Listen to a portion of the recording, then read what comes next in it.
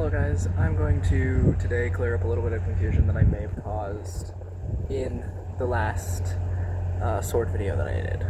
So let's get right into it. Last time I talked solely about katanas and how they were used by samurai versus how they are used by samurai in movies, because I hated the way that they depicted samurai, because I've recently, the past couple years, been studying swords and just the art of swords in general. I personally don't use that stance, but I can.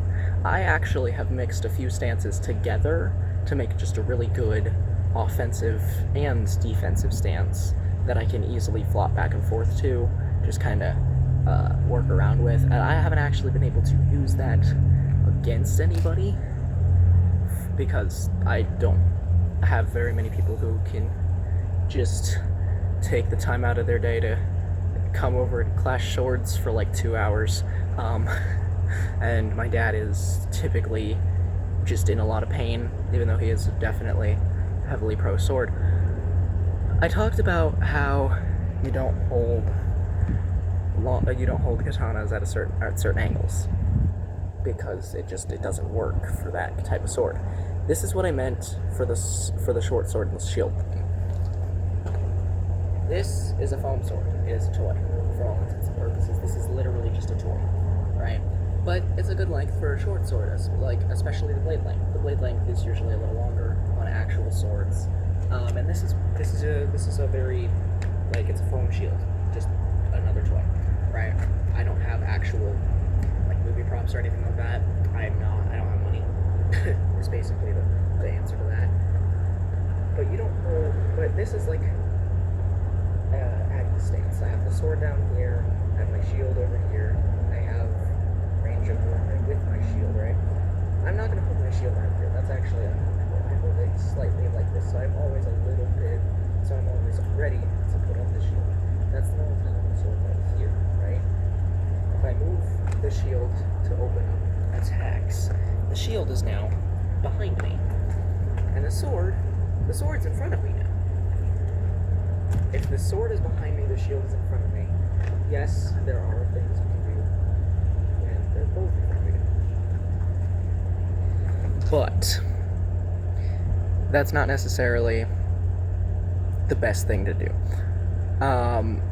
Usually that's when you get into your borderline long swords, where you almost have to use two hands, but not quite. That is like, because then you have like, or if you have like a spear and a shield, you can kind of jab people. That's usually what that's for.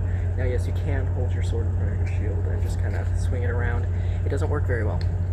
I will say it does not work quite the best, but it works nonetheless. And doggy, come here, doggy. Come here, puppy.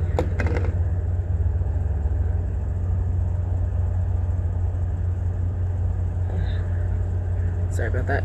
Dog had a goat head. Obviously, wanted to fix that. But the point stands, this is what I meant by sword and shield, this is what I meant by short sword. This is a good length for a short sword. Now, moving away from short sword and shield, let's talk about just short sword for a minute, because this is the stance that a lot of lightsaber wielders use.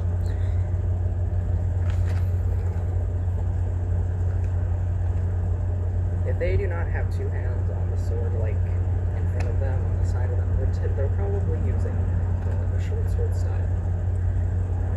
That's out in front of you, can be off to the side like this. Sometimes, and again, they can use the force as a shield, quite literally, so that's their excuse for not using shields, right? But you can sit there, you can swing the sword around very, very easily, and there's a lot of media and a lot of history that proves that people have just straight up used a short sword. It's fairly obvious. It has just been used as sword, and that is usually coupled with armor. Not always, doesn't need to be, really, because short swords are light, they're maneuverable. You can, if you're in lighter armor, you can maneuver yourself to like avoid their attacks, plus using this to block and attack back. Let's get into long swords.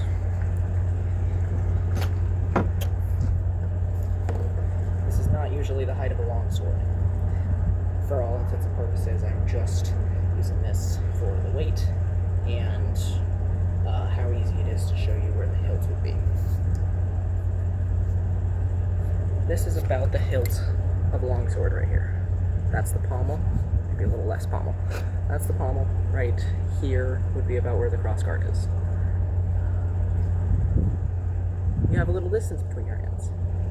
That is necessary for the weight of longswords. You need a driving hand and you need a control hand. If you use one hand, you have a lot of flop because of how heavy that blade can be.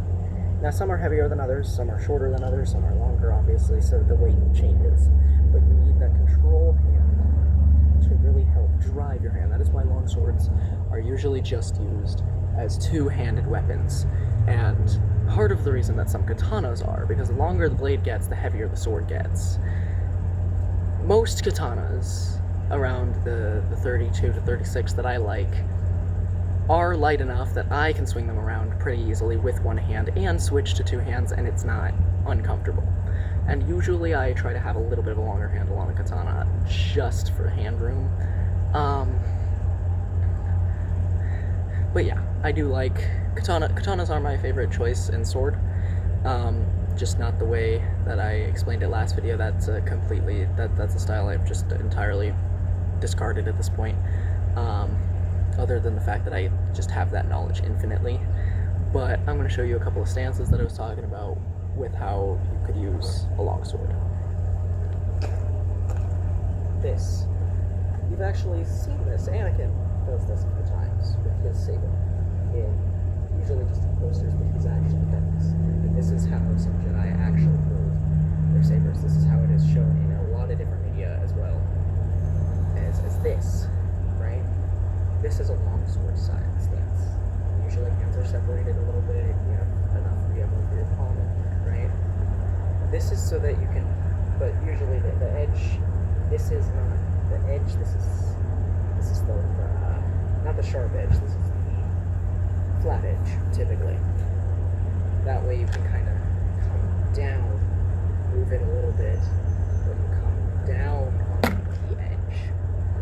And longswords are typically double-edged, so you can come back, do a few more swings.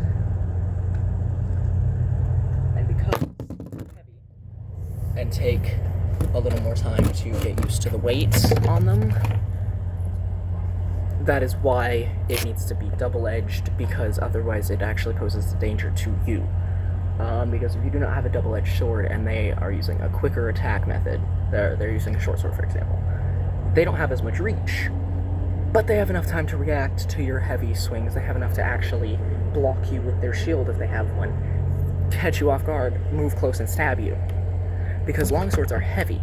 That is their purpose. Their purpose is to be weighted. It is to be used as such. Now, I actually found this pole just outside somewhere. It was just on the side of the road, abandoned. Not like it was next to an open manhole cover or anything. It was just sitting on the side of the road. So I have no fucking clue. But what I do know about it is it is the perfect length for a staff. Now, a staff should be about the same height as you. This is a little shorter. So it's not a reach stick. It's not a reach weapon. It's more of just a center kind of just control weapon. And I don't personally know that much on how to use staves, but I do know that they're fun to use and they're fun to hold and to look at, honestly. But if I can find the center of this, I can still swing it around. I can do some,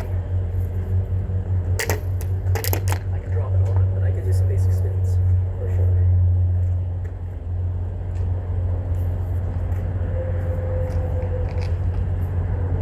That's not necessarily an attack, though, but I know the fundamentals, basic fundamentals of staff holding. enough to, if I needed to, pick up a random sturdy stick and whack it against people if I absolutely had to in a defense situation. Is it enough for me to go on to TikTok and get one of those cheap pocket stabs? No. No, it is not. Because, not even TikTok, just in general, those pocket stabs, they're cool, and they're great for, like, sure, for maybe potential defense, if you can pull it out and, like, use it quick enough, is an issue. Also, they're not very sturdy, and they're not nearly to length. They're not really to a good length, proportionately, either. So on top of all of that, you have to know exactly what you are doing, and you have to be able to sit there and swing a very cheap piece of metal against somebody and hope that they can't catch it and bend it. Like, they're cheaply made, and they're not usually that expensive, but they're cheaply made.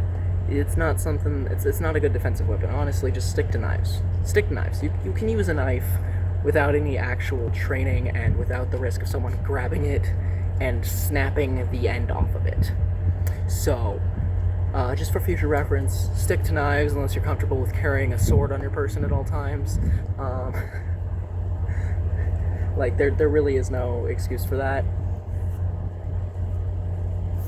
Other than I'm 13, that's really the only excuse you have for not wanting to carry a knife on you at all times, for any potential danger situations, especially in America, which is where I'm filming this.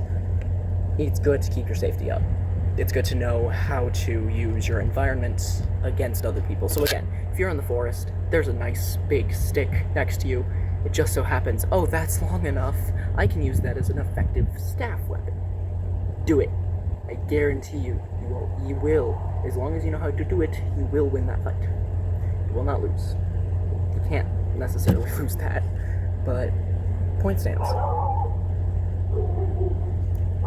That is all for today. I have come on, I have explained what I needed to explain. I am now signing off because I'm done explaining what I needed to explain to clear up any, like I said, clear up any confusion from last video. And then I did get asked if I would like to wear traditional, like, wear. I don't. I don't. I was more specifically asked what type I liked to use. I don't, personally.